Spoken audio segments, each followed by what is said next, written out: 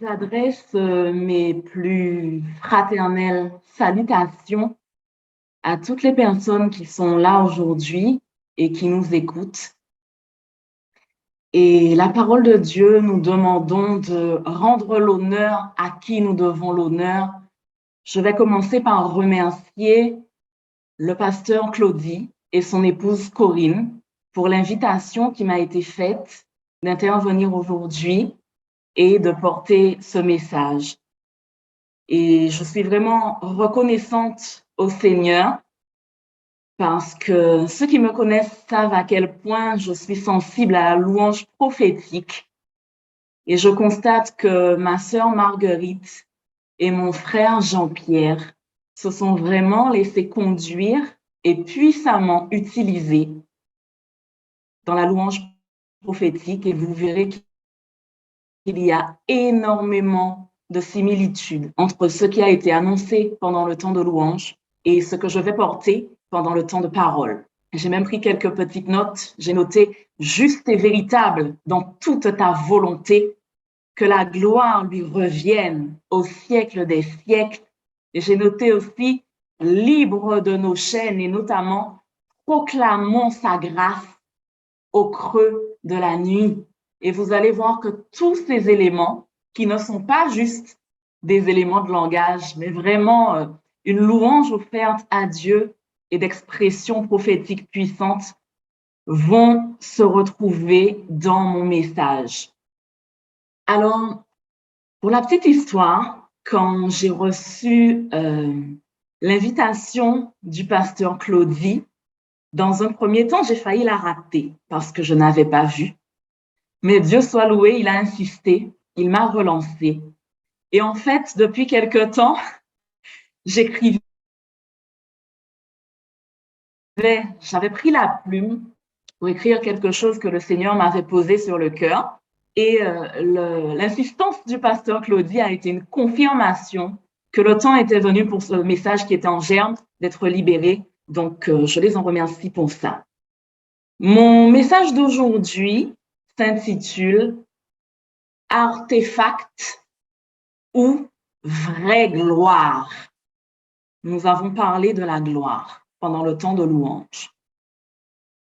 Et si vous considérez dans un dictionnaire la définition de ce qu'est un artefact, vous trouverez phénomène d'origine humaine intervenant dans l'étude de faits naturels, produits de l'art ou de l'industrie humaine. Alors, nous allons développer un petit peu. Aujourd'hui, pas de séquence de mathématiques, mais nous allons quand même faire une mise en parallèle. Et j'aimerais vous inviter à considérer avec moi cette mise en parallèle autour de deux binômes. Deux binômes sacerdotaux, ministériels. Donc, d'un côté, Ophni et Phiné, qui était sacrificateur de l'Éternel, du Dieu très haut, ministre de l'autel, d'une part, et d'autre part, Paul et Silas. Et nous allons voir ensemble que ces deux binômes qui ont vécu à des siècles d'intervalle, à des époques complètement différentes, eh bien, ces deux binômes, ils ont vécu un événement majeur qui était exactement similaire.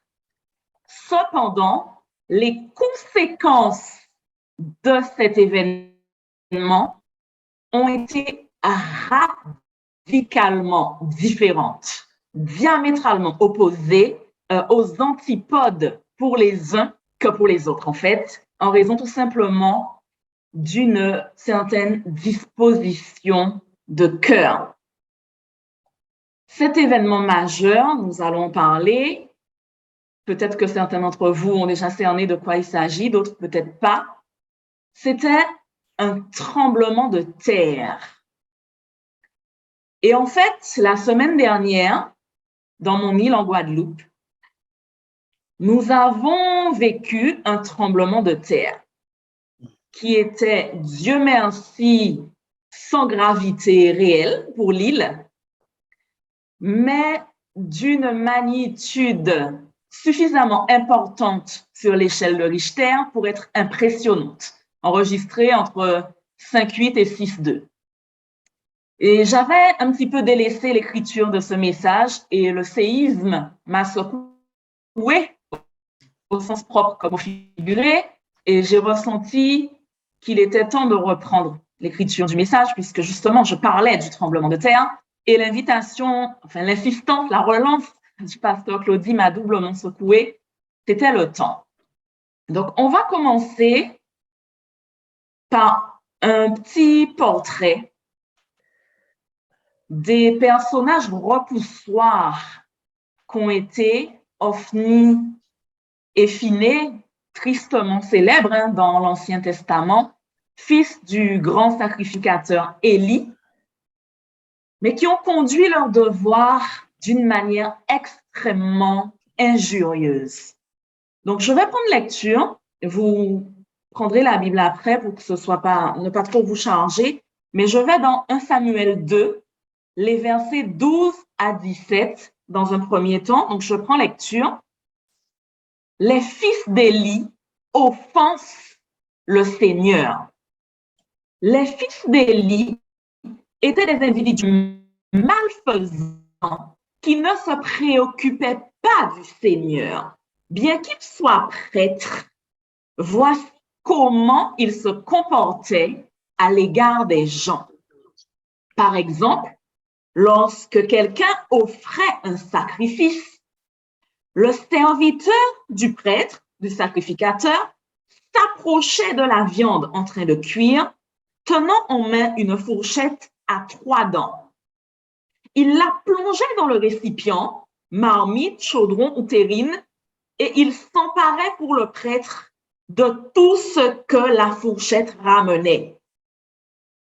C'est ainsi que les fils d'Élie agissaient à l'égard de tous les Israélites venant à Silo. Parfois même, avant que l'on ait fait brûler la graisse de la victime, le serviteur du prêtre arrivait et disait à celui qui offrait un sacrifice: « Donne-moi pour le prêtre de la viande à rôtir. Il n'acceptera pas de toi de la viande cuite, seulement de la viande crue. » Si l'autre lui disait: « Que l'on fasse d'abord brûler la graisse, ensuite tu prendras ce que tu désires. » Le serviteur lui répondait: « Non, c'est maintenant que tu m'en donnes, sinon j'en prendrai de force. » Ainsi, les fils d'Élie offensaient gravement le Seigneur, car ils traitaient sans respect les sacrifices qu'on lui offrait. Je saute rapidement au verset 22 et jusqu'à 24. Le prêtre Élie était devenu très vieux lorsqu'il apprit comment ses fils agissaient envers les Israélites et que même il couchait avec les femmes qui étaient de service à l'entrée de la tente de la rencontre. Il leur dit: « Qu'est-ce que j'apprends? Tout le monde parle de votre mauvaise conduite. Pourquoi agissez-vous ainsi? Arrêtez, mes enfants. Ce que j'entends raconter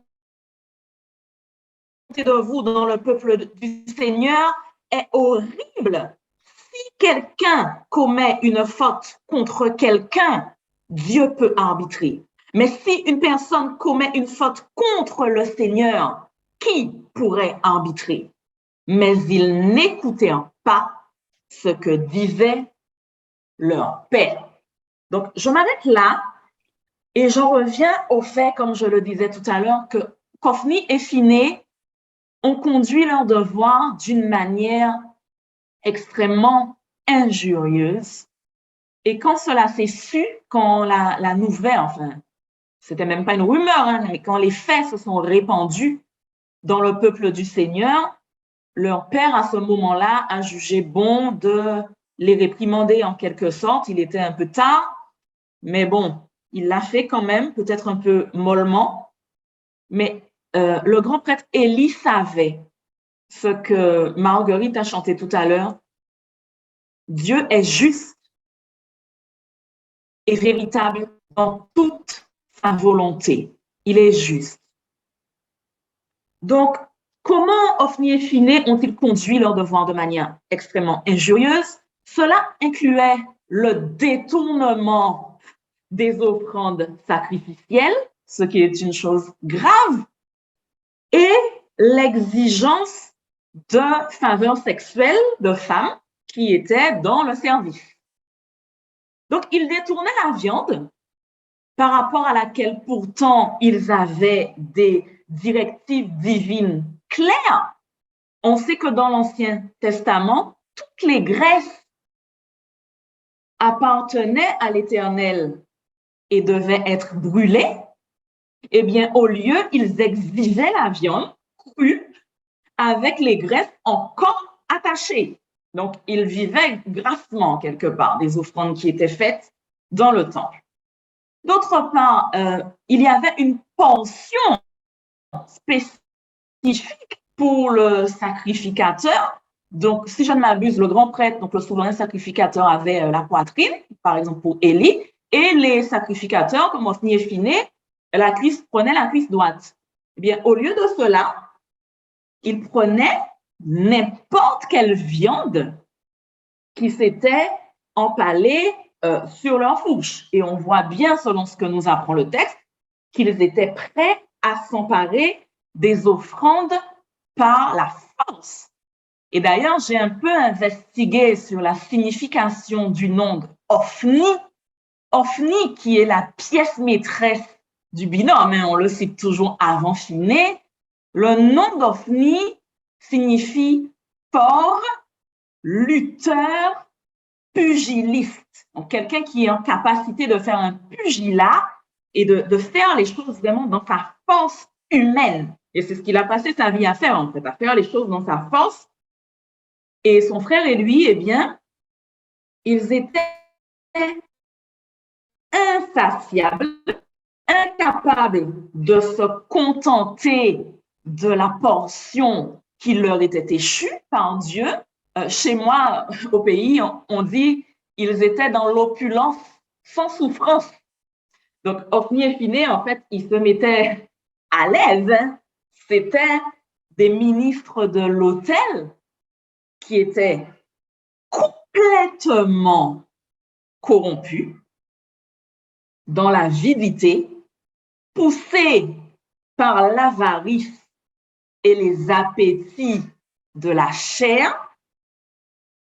Ils méprisaient des offrandes qui ne leur étaient pas faites à eux-mêmes, mais qui étaient, je le rappelle, des offrandes faites à l'Éternel. Et en fait, ben, royalement, ils disposaient de tout ce dont ils avaient envie pour eux-mêmes. Et en plus, Ophni et Phiné profitaient de leur position, de leur posture, de leur situation pour faire ce que nous, aujourd'hui, dans nos éléments de langage, on qualifierait d'abus d'autorité pour forcer les gens à leur céder. Et au niveau de la moralité, donc de la vertu, qui devrait pouvoir être attendue de la part de sacrificateurs du Dieu très haut, eh bien, la moralité était douteuse, pour ne pas dire inexistante, et ils faisaient ce qui s'apparenterait aujourd'hui à du harcèlement sexuel au plus haut lieu moderne du travail ou des sphères culturelles.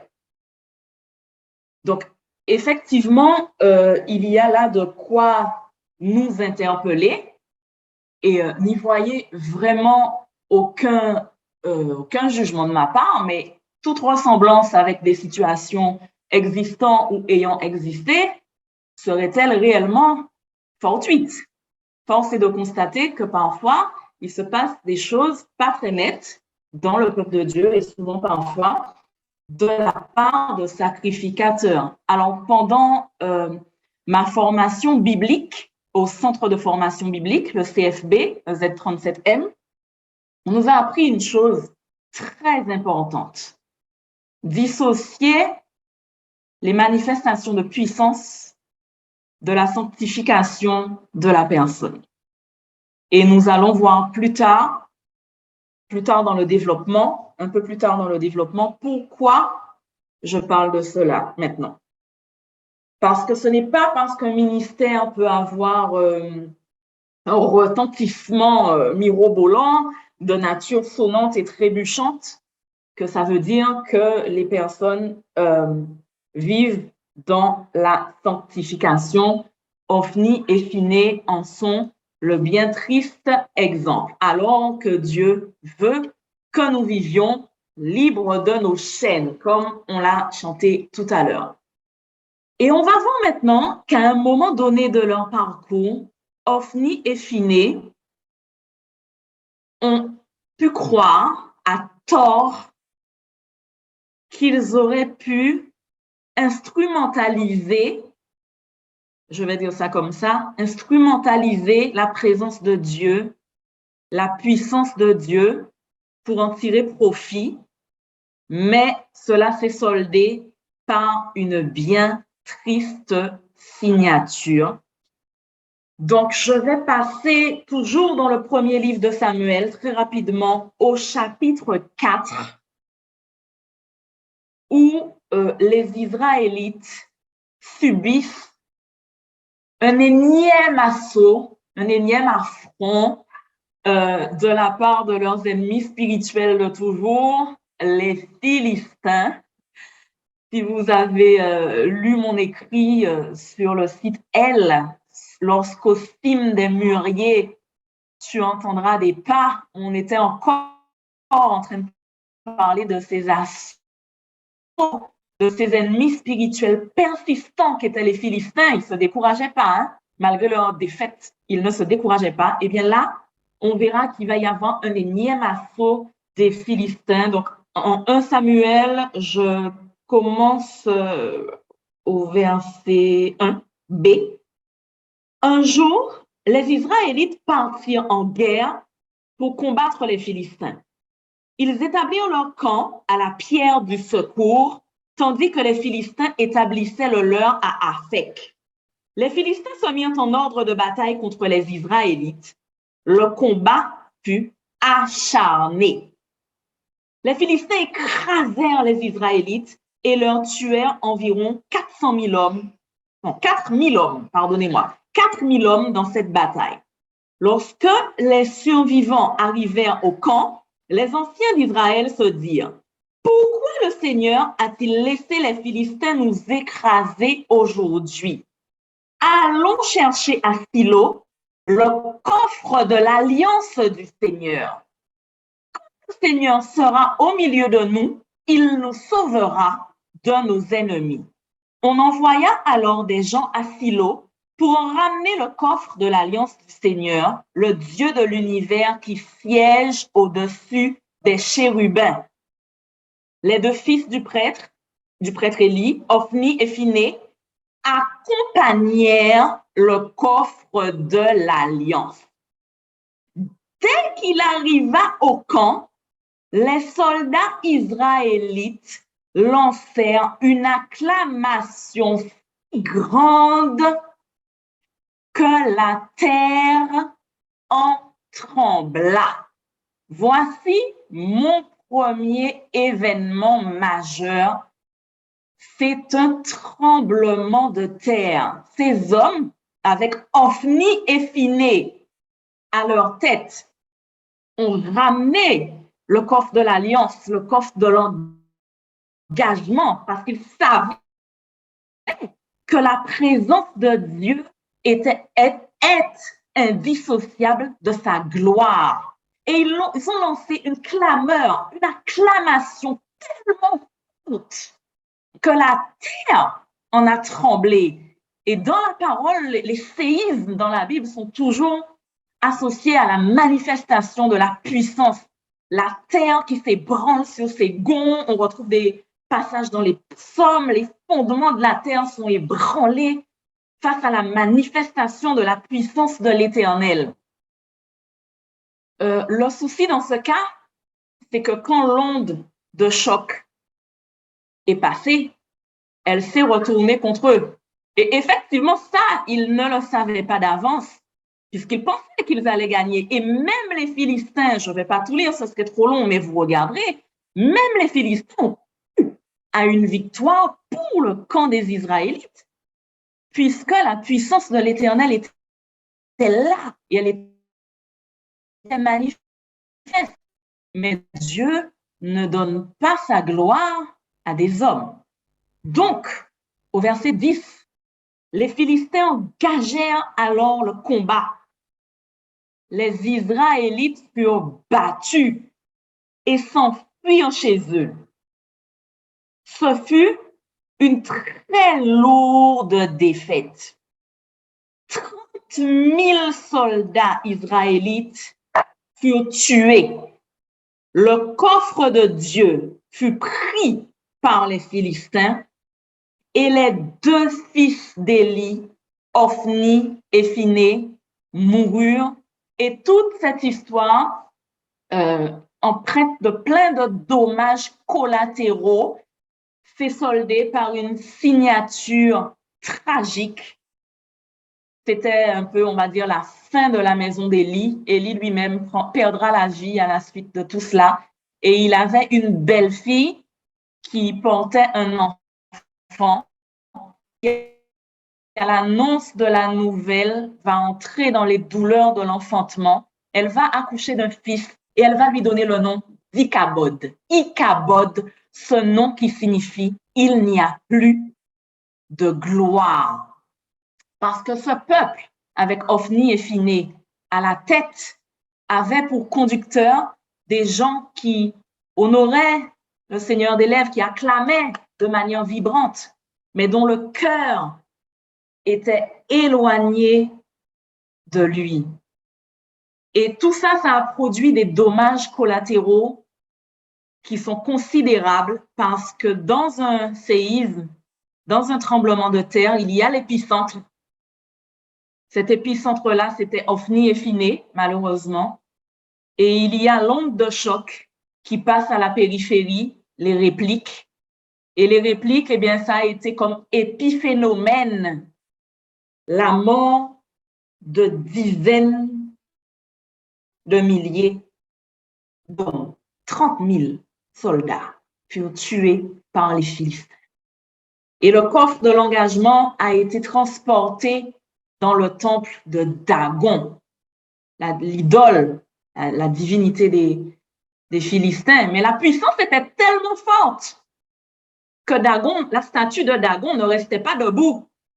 Et à chaque fois, les prêtres de Dagon entraient dans le temple de Dagon, ils trouvaient Dagon couché, la statue couchée à plat ventre devant le coffre de l'Alliance de l'Éternel. Et la deuxième fois même, la tête et les mains de Dagon étaient brisées. Donc, ils ont vite après cherché à se débarrasser du coffre de l'Alliance de l'Éternel et à le restituer aux Israélites. Donc, la gloire était vraiment là. Mais cette gloire, cet impact s'est retourné contre ceux qui avaient conçu du mépris pour l'Éternel dans leur cœur. Et Dieu nous prévient, peut-être que vous, sous les latitudes où vous vivez, vous n'avez jamais vécu de tremblement de terre, mais nous, aux Antilles, on est en zone sismique, donc on est un peu coutumier du fait, du moins on est habitué, à peu près préparé. Il y a quelque chose avant un tremblement de terre, c'est le grondement annonciateur. C'est le grondement annonciateur. Et ce grondement annonciateur, il est impressionnant. Ça fait peur. Hein? Nous, on l'a eu la semaine dernière à 7 heures du matin, ça fait peur. Parce qu'on ne sait pas quelle va être l'amplitude du séisme derrière. Et Ophni et Phiné, ils ont eu en quelque sorte ce grondement annonciateur, au sens figuré, puisqu'ils ont été prévenus. Leur papa leur avait dit, si vous offensez Dieu de la sorte, personne ne pourra arbitrer ça. Ce que vous faites là est horrible. Ils ne se sont pas repentis.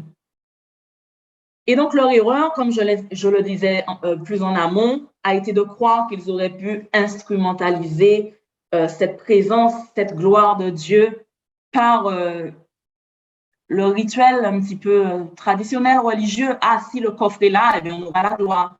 Et combien de fois, et c'est pour ça que j'aimerais nous interpeller sur cette première partie, En quoi cela peut-il nous parler aujourd'hui? Combien de fois sommes-nous dans la désobéissance?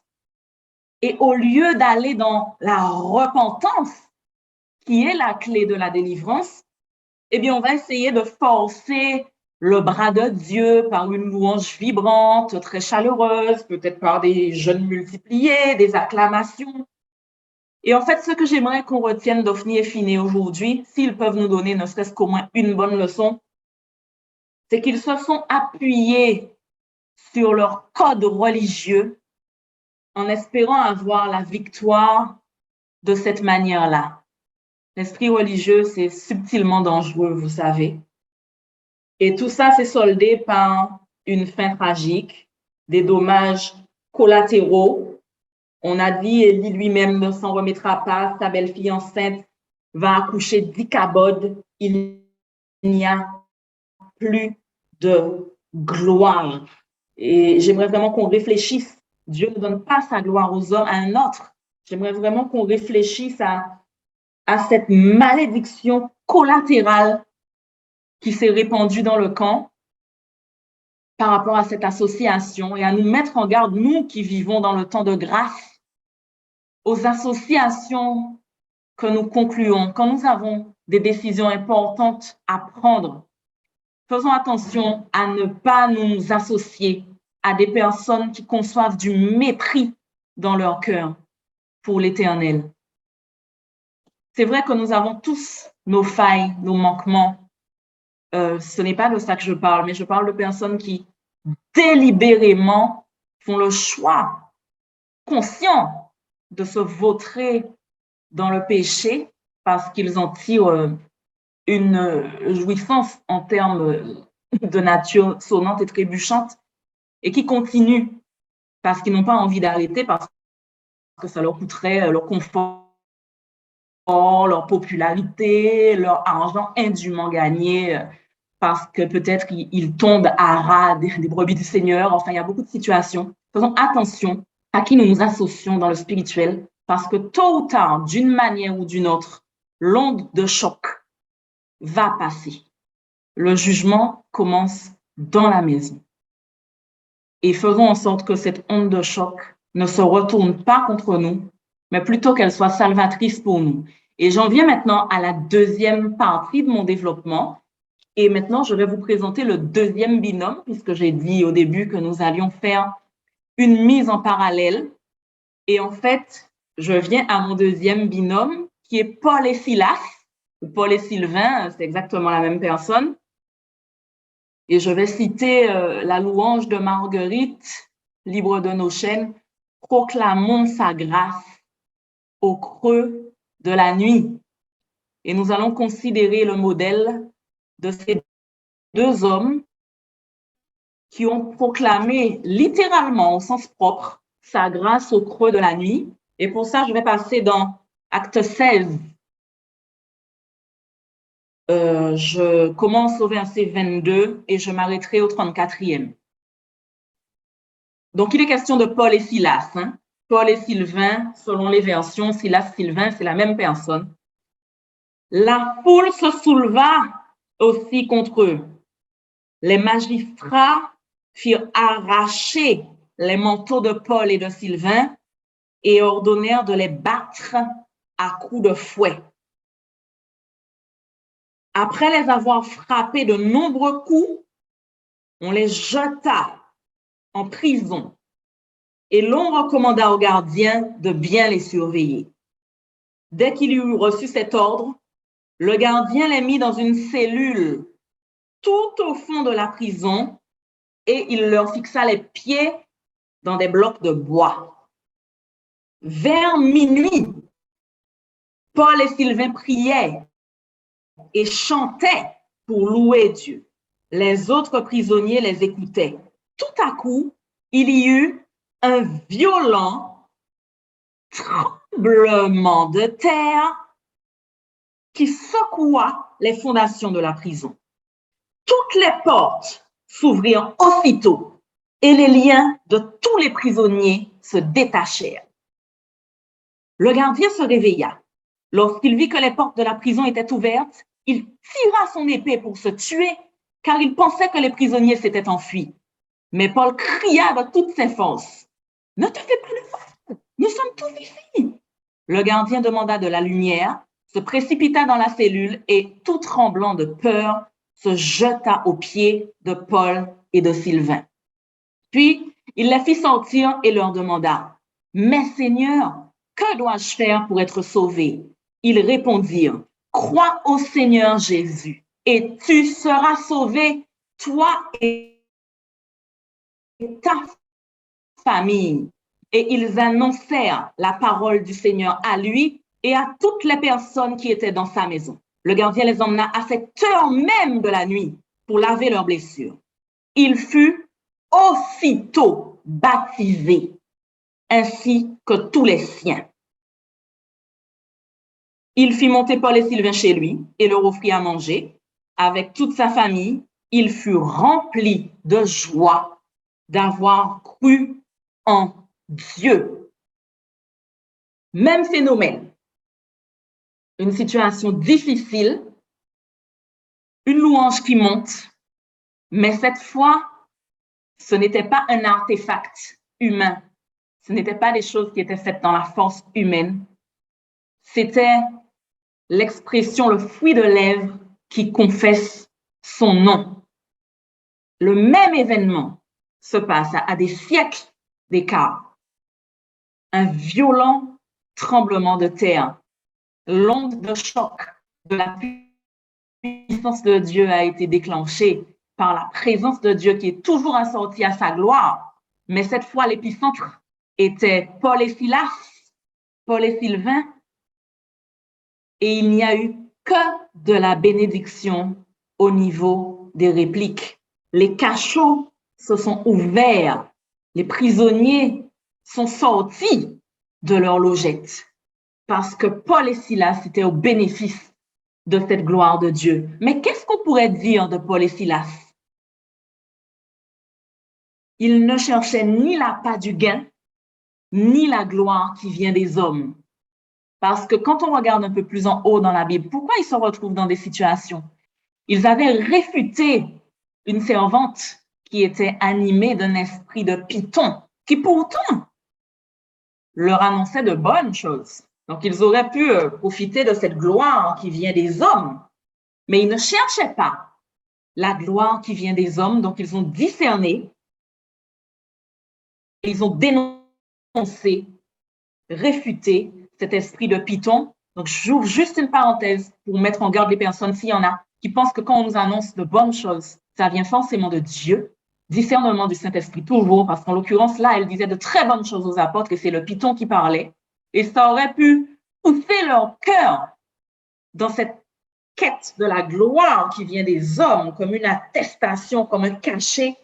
Mais ils n'avaient pas besoin de ça. Ils ne cherchaient à recevoir leur louange que de Dieu seul.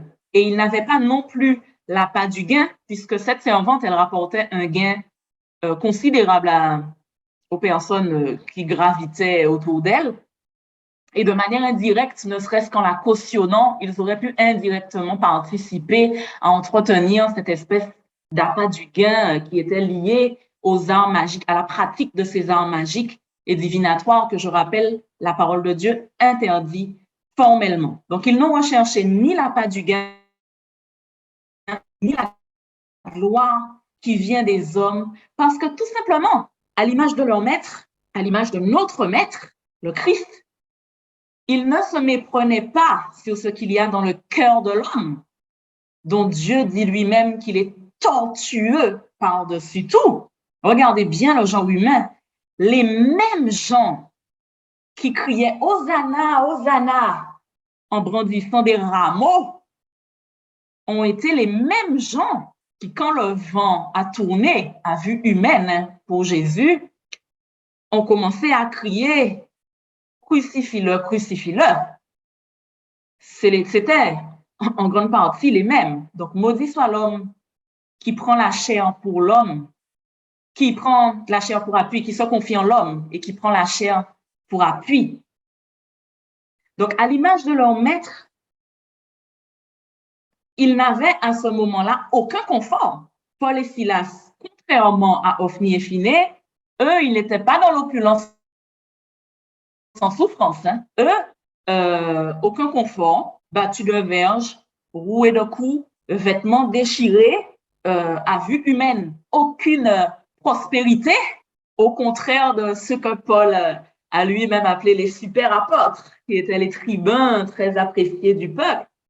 Si vous êtes fidèle aux Écritures, vous constaterez que les vrais apôtres du Seigneur Jésus-Christ n'avaient rien à voir avec ça. Et même l'érudition de Paul, elle a été pour servir le message. Mais Paul n'a pas été là à utiliser le message pour se faire valoir lui-même, en tant que tribun, en tant qu'orateur, en tant que super apôtre. Pas du tout. Et pourtant, à travers la sincérité de leur louange et cette humilité, l'onde de choc de Dieu qui est passée a entraîné, comme je le disais tout à l'heure, tout un épiphénomène de bénédiction collatérale. Comme pour Ophni et Phiné, ça avait entraîné tout un épiphénomène de dommages collatéraux. Et bien là, par rapport à la disposition de cœur, toutes les personnes qui étaient autour ont été bénies par ce tremblement de terre, hein, que ce soit les prisonniers, que ce soit le geôlier même qui allait se retrouver dans une belle difficulté. Au final, lui aussi s'est retrouvé au bénéfice de cette onde de choc de la puissance de Dieu qui est passée et il était tout content d'avoir cru au Seigneur. Donc forcément, la présence de Dieu est assortie à sa gloire, mais tout au contraire d'Ophni et de Phiné, Paul et Silas se contentaient de ce qu'ils avaient. Ils vivaient dans le contentement quant à la portion qui leur était échue de la part de Dieu. Quand bien même cette portion était la prison, il y a de quoi réfléchir hein, quand même. Je ne sais pas pour vous, mais moi, ça me fait réfléchir. Quand bien même cette portion était la prison, proclamant sa grâce au creux de la nuit, à minuit, ils louent. Ils auraient pu être là à se plaindre, à dire, oh là là là là, Seigneur, on te sert quand même, regarde où on est, c'est miteux, voilà. Et puis, quand le grondement du tremblement de terre arrive, bon là, ils avaient de quoi paniquer quand même. Hein. Une vieille prison, là, à l'époque, je pense, j'imagine, hein, toute décrépite, bien vétuste. Le tremblement qui secoue, là, ça aurait pu leur être fatal. Et au contraire, pas un caillou ne leur est tombé sur la tête. Et juste les portes des cachots, par contre, toutes se sont ouvertes. Donc, côtoyer les bonnes personnes qui ont un cœur sincère pour Dieu, même si elles ne sont pas parfaites. Hein. Saul de Tarse, c'est vrai qu'on parle du grand apôtre Paul, mais avant d'être touché, avant d'avoir sa route de Damas, là, je rappelle que le grand apôtre Paul était quand même Saul de Tarse qui a été un meurtrier. Voilà, il a cautionné pas mal de choses qui ont été faites aux chrétiens avant de rencontrer le Christ, d'avant sa route de Damas, de tomber dans l'aveuglement, de guérir de cet aveuglement en Christ et de devenir qui Dieu voulait qu'il soit. Il a eu quand même un passif.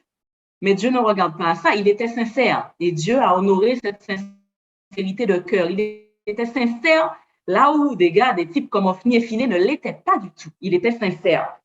Donc, en fait, je vous ai parlé de tout ça pour vous dire, bon, vous le savez déjà, hein, je ne vous apprends rien, mais pour rappeler à tout le monde que l'évangile n'est pas une mise en scène. C'est vrai que parfois les inconvertis regardent certaines choses de l'extérieur et se disent, ah ben si c'est pour ça, autant que je reste comme je suis là. Effectivement, si c'est pour ça, ils n'auraient pas tort, mais l'évangile, ce n'est pas ça. L'évangile n'est pas une mascarade, ce n'est pas une mise en scène. Et pour amener la conclusion, je vais passer sur un tremblement de terre majestueux. C'est celui qui a accompagné la crucifixion, parce que là, on a vu un tremblement de terre faire sortir des prisonniers. Mais il va se passer quelque chose avec le tremblement de terre de la crucifixion. Donc, je m'en vais dans Matthieu 27. Ah, ça m'intéresse pas. Matthieu 27. 25, 26, j'arrive, soyez patients, verset 51. C'est 51. Verset 51. Donc, Jésus a prononcé le tétélestai. Tout est accompli. Tétélestai, je frissonne. Le tétélestai, tout est accompli, a été prononcé. Et le maître pousse à nouveau un grand cri et il meurt. Et à ce moment précis, qu'est-ce qui se passe? La terre trembla. Les rochers se fendirent. Les tombeaux s'ouvrirent. Et de nombreux croyants qui étaient morts ressuscitèrent. Ils sortirent des tombeaux et après la résurrection de Jésus, ils entrèrent dans Jérusalem, la ville sainte, où beaucoup de personnes les virent. Et je vois ici, des siècles plus tard, l'accomplissement de la prophétie donnée par l'Éternel au prophète Ézéchiel. Ézéchiel 37, cette vision que portent dans les entrailles les pasteurs Corinne et Claudie. Je vous ferai remonter de vos tombes. Je vous ferai sortir de vos sépulcres. Alors, je m'adresse à toi, mon ami, ce matin. C'est un temps de grâce. La houlette de la grâce, elle est là, elle n'est pas brisée. Si tu as conçu, si l'ennemi t'a poussé d'une manière ou d'une autre à concevoir du mépris pour l'Éternel dans ton cœur, par tes attitudes, par ton comportement, par ton langage peut-être, mais je me parle à moi-même avant de parler aux autres. Il est encore temps de revenir dans l'humilité, dans la repentance. Parce que sans entrer dans de la générique géopolitique dans ces hautes sphères, je pourrais en faire, mais là n'est pas l'objectif. Sans entrer dans cela, nous voyons, et c'est visible comme le nez au milieu de la figure, que nous sommes dans ce que la Bible appelle les temps de la fin. Et cette onde de choc, elle va passer. Le grondement, nous l'entendons déjà. Où serons-nous portés au compte? Ferons-nous partie de ceux qui vont être ravagés, engloutis par l'onde de choc de la puissance de Dieu? Ou ferons-nous partie de ceux dont les cachots vont s'ouvrir, dont les sépulcres vont être décellés afin que les destinées, l'identité, les potentiels puissent émerger parce que la création attend avec un ardent désir cette révélation des fils de Dieu. Je prie ce matin que nous soyons du bon côté. Et je vous remercie pour votre patience et pour m'avoir écouté jusque-là. Seigneur, je te remercie avant toute chose aujourd'hui pour ta fidélité. Je te remercie parce que dès le temps d'intercession qui a préparé ce message, tu as parlé. Tu as parlé par la bouche du pasteur Corinne à travers cette image prophétique de l'épée à double tranchant, bien affûtée, bien aiguisée, qui sort de la bouche. Et cette parole, Seigneur, elle n'est pas la mienne, elle est la tienne. Non pas à nous, Éternel, non pas à nous la gloire, mais à toi seul, pour ton amour et ta fidélité.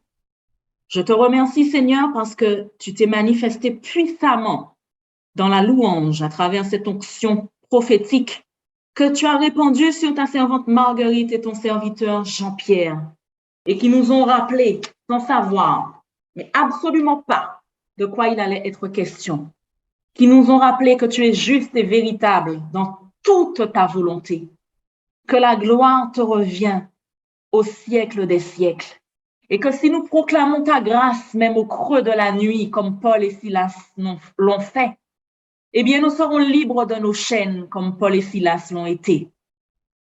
Puissions-nous ce matin, Père, s'il te plaît, être ces prisonniers qui ont été touchés, qui ont été mis en contact avec l'onde de choc de la manifestation de ta puissance, Père, et que nos cachots en ce moment même, je le déclare, je le proclame, pour nous qui sommes là dans la communauté, mais aussi pour tous ceux qui vont écouter ce message, non seulement en direct, mais en différé, via les réseaux, et qui l'écouteront d'un cœur sincère. Qu'à l'instant même où elles l'entendent, elles soient mises en contact avec cet épicentre de ta puissance, Seigneur, afin que les répliques de ta gloire puissent les atteindre et que les épiphénomènes de tout cela soient des cachots qui s'ouvrent, des logettes funéraires qui soient décellées, là où les enfants de ton peuple étaient en prison, Seigneur, là où ils étaient menés en captivité par leurs ennemis spirituels. Que maintenant cette captivité soit annulée par l'autorité qu'il y a dans le nom puissant de Jésus-Christ de Nazareth. Je proclame la liberté. Je proclame que ton armée se lève et qu'elle est puissante. Je proclame que nous n'avons plus les cèpes aux pieds, cèpes de la maladie physique, psychique, spirituelle, cèpes de la haine, cèpes de la rancœur, de l'animosité, cèpes de l'ignorance. Je proclame que tous ces cèpes tombent, que les chaînes tombent, que les portes des prisons soient ouvertes, que les captifs sortent et marchent dans la glorieuse liberté des enfants de Dieu. Je proclame par la puissance et l'autorité qu'il y a dans le nom puissant de Jésus-Christ de Nazareth, que les tombes s'ouvrent, que les roches soient roulées ainsi qu'il l'a été pour Lazare, que ceux qui étaient dans les sépulcres spirituellement, bien morts quoique vivants, entendent aujourd'hui cette voix qui les appelle et leur dit « Sors !» et qu'ils sortent pour entrer dans la lumière et encore une fois dans cette glorieuse liberté des enfants de Dieu. Seigneur, nous ne sommes pas là par hasard ce matin. Tu nous as donné rendez-vous avec toi et c'était un rendez-vous prophétique, Seigneur, pour tous ceux qui ont des oreilles et un cœur disposé à écouter, qu'ils entendent cette voix qui crie dans le désert de nos distractions, dans le désert du brouhaha du monde, dans le désert de nos incapacités. Cette voix crie, mais nous l'entendons ce matin. Parce que nos yeux sont dessillés, parce que nos oreilles sont ouvertes, parce que le voile de la chair est ôté, nous entendons ce matin. Et nous proclamons qu'une différence sera faite à partir de ce moment dans nos vies. Parce que nous ne sommes pas des consommateurs qui viennent assister à des cultes. Nous sommes des pierres vivantes, membres de l'Église de Jésus-Christ, qui, comme le disait notre sœur Leïla, n'est pas faite de bois et de pierre, de ciment et de béton, mais de pierres vivantes. Chacune a sa place dans son appel, dans sa mission, dans son ministère, dans ses dons, dans ses talents solidement articulés, coordonnés, bien arrimés sur la pierre angulaire qui est Christ, afin que nous puissions servir à l'honneur et la gloire de son nom, en attendant son glorieux retour. Et ce jour du jugement, où notre joie, notre plénitude arriveront à la perfection, parce que nous n'aurons pas part au jugement des hommes impies, puisque nous nous serons comme des petits-enfants, cachés dans les pans de sa robe pendant qu'il est encore temps. Ce jour glorieux, où il va nous dire à nous tous, à Marguerite, à Jean-Pierre, à Marilyn, à Leïla, à Roger, à Olivier, à Laetitia, à Grace, à Christiane, à Corinne, à Claudie, à l'autre Corinne, à Michael.